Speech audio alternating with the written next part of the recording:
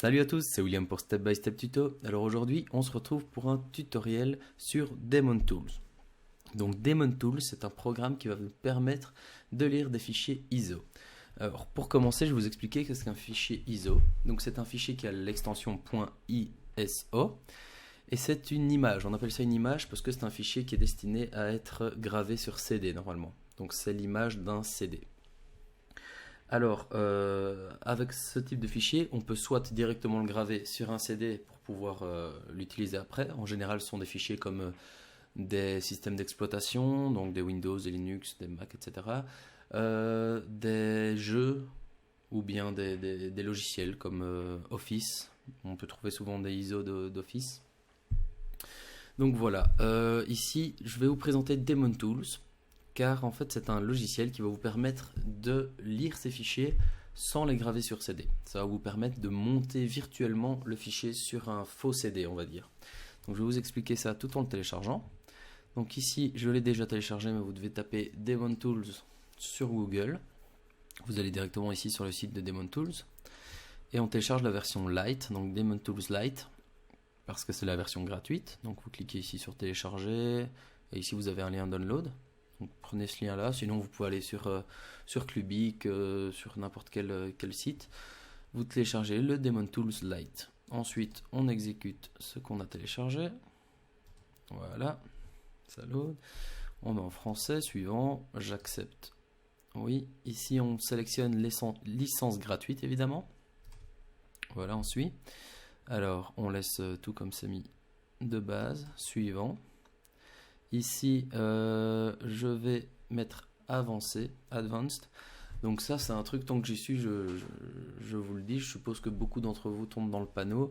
De plus en plus de logiciels, durant leur installation, comme les gens font souvent, suivant, tout le monde s'est déjà fait avoir par ce genre de toolbar, qu'une fois que vous avez installé votre logiciel, vous avez une autre page par défaut sur votre navigateur, c'est vraiment extrêmement chiant. Donc ici, faites attention, allez en Advanced et désactivez tout, parce que sinon vous faites Quick, ok, recommander, ok, mais après vous avez une toolbar Delta, je sais pas, c'est sans doute un moteur de recherche quelconque. Votre page de recherche par défaut c'est Delta et ça vous met aussi votre homepage Delta. Donc voilà, sans avoir rien demandé, vous vous retrouvez avec 3 trucs changés sur votre ordinateur. Donc suivant. Ici, ok, donc il faut même confirmer. Voilà, encore un deuxième truc. Vous désactivez ça. Ici, encore un truc. Non, qu'est-ce que je raconte ça, ouais, oui, ça c'est pour collecter des données de statistiques. Donc moi je refuse tous les trucs qui sont pas obligatoires parce que ça m'intéresse pas. Et voilà, ici vous mettez l'endroit où vous voulez l'installer et vous cliquez sur installer. Donc là, ça prend un petit peu de temps.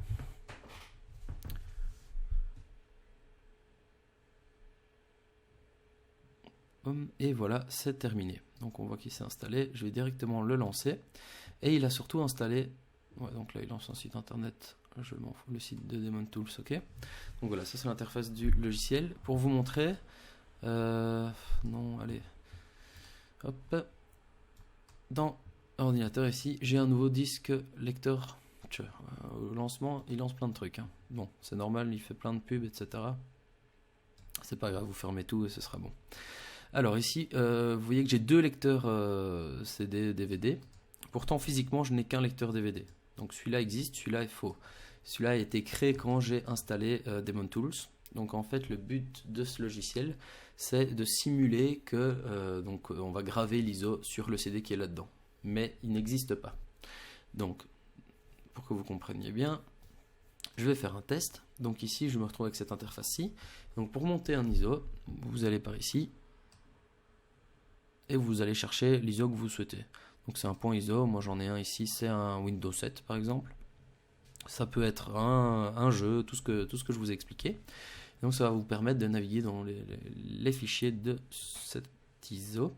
Donc voilà, vous l'ouvrez, donc il est mis ici, et vous faites play. Ça c'est pour le monter. Donc là on voit que le lecteur DVD a bien reçu l'ISO. Comme s'il y avait un CD dedans, donc c'est exactement la même chose que si j'avais mis un CD dans un lecteur CD. Ici, comme c'est un système d'exploitation, je ne vais pas pouvoir l'exécuter, mais je peux, si je fais ouvrir, on voit que je peux naviguer dans tous les fichiers du CD, entre guillemets, ce que je ne pouvais pas faire quand c'était un format ISO. Donc là, je peux lancer le setup, par exemple, si c'était un logiciel quelconque. Ici, c'est un Windows, donc je ne peux pas l'installer comme ça. Mais si c'était un logiciel quelconque, j'aurais juste à double-cliquer sur setup, et alors il lancerait